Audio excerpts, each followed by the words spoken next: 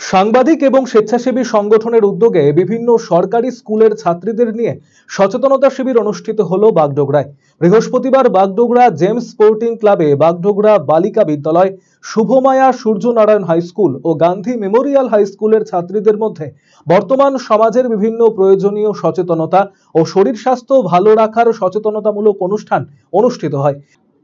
এদিন বিভিন্ন সংবাদ মাধ্যম এবং বেশ কয়েকটি স্বেচ্ছাসেবী সংগঠনের উদ্যোগে আয়োজিত এই অনুষ্ঠানে প্রধান বক্তা হিসেবে উপস্থিত ছিলেন স্ত্রীরোগ বিশেষজ্ঞ ডক্টর কাজল কুমারী, বাগডোগরা বালিকা বিদ্যালয়ের প্রধান শিক্ষিকা সুবর্ণা দত্ত, রেশমি দর্জি, কার্ডেলা বেক ও মার্শাল আর্ট চ্যাম্পিয়ন চম্পা বসাক।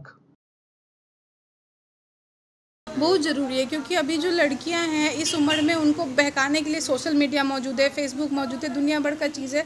गलत तरीके से आजकल अब फीमेल्स के पास पहुंच जा रही है, यंग एज में लड़कियों के पास पहुंच जा रही है, लेकिन अच्छी बातें नहीं पहुंच पाती हैं।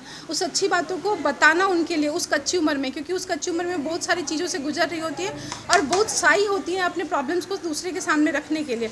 और बेसिकली अभी इंडियन सोसाइटी इस चीज़ के लिए आया भी नहीं है कि वो अपने गर्ल्स, अपने लड़कियों के प्रति इतना रिस्पॉन्सिबल हो सके कि शुरू से ही उनको अच्छी चीज़ें बता सके, क्या गलत है क्या सही है, ये बाइफरकेट नहीं कर पाता है।